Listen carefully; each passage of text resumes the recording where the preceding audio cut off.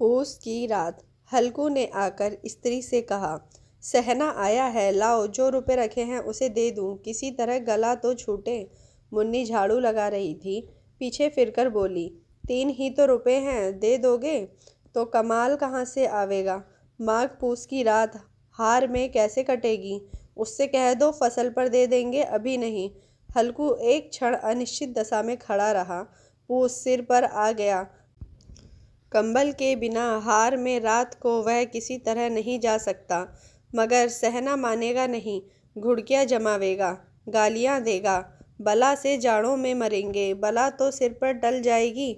यह सोचता हुआ वह अपना भारी भरकम डील लिए हुए स्त्री के समीप आ गया और खुशामद करने लगा, लाओ दे दो, गला तो छूटे, कंबल के लिए कोई दूसरा उपाय सोचूंगा। मुन्नी उसके पास से दूर हट गई और आंखें तरेरती हुई बोली, कर चुके दूसरा उपाय? जरा सुनूं तो, कौन सा उपाय करोगे? कोई खैरात दे देगा कंबल? ना जाने कितनी बाकी है जो किसी तरह चुकने ही नहीं आती। मैं कहती हूँ तुम क्यों नहीं खेती छोड़ देते? मर मर काम करो, उपज हो तो बाकी दे दो। चलो छुट्टी हुई, बाकी चुकाने के लिए ही तो हमारा जन्म हुआ है। पेट के लिए मजूरी करो, ऐसी खेती से बाज आए। मैं रुपए नहीं दूंगी, नहीं दूंगी। हल्कू उदास होकर बोला, तो क्या गालियाँ खाऊं? मुन्नी तड़प कर कहा, गाली क्यों देगा, उसका क्या राज है? मगर ये कहने के साथ ही उसकी तनी हुई बाहें ढीली पड़ गईं। हल्कू के उस वाक्य में जो कठोर सत्य था वह मानो एक भीषण जंतु की भांति उसे घूर रहा था। उसने जाकर आले से रुपए निकाले और लाकर हल्कू के हाथ पर रख दिए। फिर बोली, तुम छोड़ दो अब की से खेती। मजूरी मजूरी में सुख से एक रोटी तो खाने को मिलेगी, किसी की धौंस तो ना रहेगी। अच्छी खेती है, मजूरी करके लाओ, वह भी उसी में झोंक दो, उस पर धौंस। हल्कू ने रुपए लिए और इस तरह बाहर चला मानो अपना हृदय निकाल कर देने जा रहा हो। उसने मजूरी से एक एक पैसा काट काट कर 3 रुपए कंबल के लिए जमा किए थे। वह आज निकले जा रहे थे। एक एक पग के साथ उसका मस्तक अपनी दीनता के भार से दबा जा रहा था। पूस की अंधेरी रात, आकाश पर तारे भी ठिठुरते हुए मालूम होते थे। हल्कू अपने खेत के किनारे ऊख के पत्तों की एक छतरी के नीचे बांस के खटोले पर अपनी पुरानी गाढ़े की चादर ओढ़े पड़ा कांप रहा था। खाट के नीचे उसका कुत्ता जबरा पेट में मुंह डाले सर्दी से कूक रहा था। 2 में से एक को भी नींद नहीं आ रही थी। हल्कू ने घुटनों को गर्दन में चिपकाते हुए कहा, क्यों जबरा, जाड़ा लगता है? कहता तो था घर में पुआल पर लेट रह, तो यहाँ क्या लेने आए थे? अब खाओ ठंड, मैं क्या करूँ? जानते थे मैं यहाँ हलवा पूरी खाने आ रहा हूँ, दौड़े दौड़े आ गए, आगे चले आए। अब रोई नानी के नाम को जबरा ने पड़े पड़े दुम हिलाई और अपनी कूकू को दीर्घ बनाता हुआ एक बार जम्हाई लेकर चुप हो गया। उसकी स्वान बुद्धि ने शायद ताड़ लिया, स्वामी को मेरी कूकू से नींद नहीं आ रही है। हल्कू ने हाथ निकालकर जबरा की ठंडी पीठ सहलाते हुए कहा, कल से मत आना मेरे साथ, नहीं तो ठंडे हो जाओगे। यह रांड पछुआ ना जाने कहाँ से बर्फ लिए आ रही है। उठूं, फिर एक चिल्लम भरूं, किसी तरह रात तो कटे। 8 चिल्लम तो पी चुका। यह खेती का मजा है। और एक एक भगवान ऐसे पड़े हैं जिनके पास जाड़ा जाए तो गर्मी से घबरा कर भागे। मोटे मोटे गद्दे, लिहाफ, कंबल, मजाल है जाड़ा का गुजार हो जाए। तकदीर की खूबी, मजूरी हम करें, मजा दूसरे लूटें। हल्कू उठा, गड्ढे में से जरा सी आग निकाल कर चिल्लम भरी। जबरा भी उठ बैठा। हल्कू ने चिल्लम पीते हुए कहा, पिएगा चिल्लम? जाड़ा तो क्या जाता है, जरा मन बदल जाता है। जबरा ने उसके मुंह की और प्रेम से छलकती हुई आंखों से देखा। हल्कू, आज और जाड़ा खा ले, कल से मैं यहाँ पुआल बिछा दूंगा, उसी में घुसकर बैठना, तब जाड़ा ना लगेगा। जबरा ने अपने पंजे उसकी घुटनियों पर रख दिए और उसके मुंह के पास अपना मुंह ले आया। हल्कू को उसकी गर्म सांसें लगीं। चिल्लम पीकर हल्कू फिर लेटा और निश्चय करके लेटा कि चाहे कुछ भी हो, अब की बार सो जाऊंगा। पर एक ही क्षण में उसके हृदय में कंपन होने लगा। कभी इस करवट लेटता, कभी उस करवट लेटता, पर जाड़ा किसी पिशाच की भांति उसकी छाती को दबाए हुए था। जब किसी तरह ना रहा गया तो उसने धीरे से जबरा को उठाया और उसके सिर को थपथपाकर उसे अपनी गोद में सुला लिया। कुत्ते की देह से जाने कैसी दुर्गंध आ रही थी। पर वह उसे अपनी गोद में चिपटाए हुए ऐसे सुख का अनुभव कर रहा था जो इधर महीनों से उसे ना मिला था।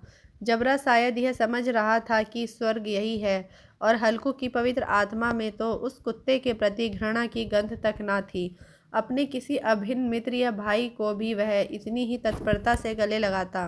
वह अपनी दीनता से आहत ना था जिसने आज उसे इस दशा को पहुंचा दिया। नहीं, उस अनोखी मैत्री ने जैसे उसकी आत्मा के सब द्वार खोल दिए थे और उनका एक एक अणु प्रकाश से चमक रहा था।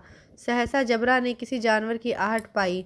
इस विशेष आत्मीयता ने उसमें एक नई फुर्ती पैदा कर दी थी जो हवा के ठंडे झोंकों को तुच्छ समझती थी। वह झपट कर उठा और छपरी से बाहर आकर भौंकने लगा। हल्कू ने उसे कई बार चुमकार कर बुलाया पर वह उसके पास ना आया। हार में चारों तरफ दौड़ दौड़ कर भौंकता रहा। क्षण के लिए आ भी जाता तो तुरंत तुरंत ही फिर दौड़ता। कर्तव्य उसके हृदय में अरमान की भांति ही उछल रहा था। 1 घंटा और गुजर गया। रात ने शीत को हवा से धधकाना शुरू किया। हल्कू उठ बैठा और दोनों घुटनों को छाती से मिलाकर सिर को उसमें छिपा लिया। फिर भी ठंड कम ना हुई। ऐसा जान पड़ता था सारा रक्त जम गया है, धमनियों में रक्त की जगह हिम बह रहा है। उसने झुककर आकाश की ओर देखा। अभी कितनी रात बाकी है। सप्तर्षि अभी आकाश में आधे भी नहीं चढ़े, ऊपर आ जाएंगे तब कहीं सवेरा होगा। अभी पहर से ऊपर रात है। हल्कू के खेत से कोई एक गोली के टप्पे पर आमों का एक बाग था। पतझड़ शुरू हो गई थी। बाग में पत्तियों का ढेर लगा हुआ था। हल्कू ने सोचा चलकर पत्तियां बटोरूं और उन्हें जलाकर खूब तापूं। रात को कोई मुझे पत्तियां बटोरते देख तो समझे कोई भूत है, कौन जाने कोई जानवर ही छिपा बैठा हो। मगर अब तो बैठे नहीं रहा जाता। उसने पास के अरहर के खेत में जाकर कई पौधे उखाड़ लिए और उनका एक झाड़ू बनाकर हाथ में सुलगता हुआ उपला लिए बगीचे की तरफ चला। जबरा ने उसे आते देखा तो पास आया और दुम हिलाने लगा। हल्कू ने कहा, अब तो नहीं रहा जाता जबरू, चलो बगीचे में पत्तियां बटोर कर तापें। ठाठे हो जाएंगे तो फिर आकर सोएंगे, अभी तो बहुत रात है। जबरा ने कूकू करके सहमति प्रकट की और आगे आगे बगीचे की ओर चला। बगीचे में खूब अंधेरा छाया हुआ था और अंधकार में निर्दय पवन पत्तियों को कुचलता हुआ चला जाता था। वृक्षों से ओस की बूंदें टप टप नीचे टपक रही थीं। एकाएक एक झोंका मेहंदी के फूलों की खुशबू लिए हुए आया। हल्कू ने कहा, कैसी अच्छी महक आई जबरू, तुम्हारी नाक में भी तो सुगंध आ रही है। जबरा को कहीं जमीन पर एक हड्डी पड़ी मिल गई थी, उसे चितोड़ रहा था। हल्कू ने आग जमीन पर रख दी और पत्तियां बटोरने लगा। जरा ढेर में पत्तियों का ढेर लग गया। हाथ ठिठुरे जाते थे, नंगे पांव गले जाते थे और वह पत्तियों का पहाड़ खड़ा कर रहा था। इसी अलाव में वह ठंड को जलाकर भस्म कर देगा। थोड़ी देर में अलाव जल उठा। उसकी लो ऊपर के वृक्षों की पत्तियों को छू छू कर भागने लगी और अस्थिर प्रकाश में बगीचे के विशाल वृक्ष ऐसे मालूम होते थे मानो उस अथाह अंधकार को अपने सिर पर संभाले हुए हैं। अंधकार के उस अनंत सागर में यह प्रकाश एक नौका के समान हिलता मचलता हुआ जान पड़ता था।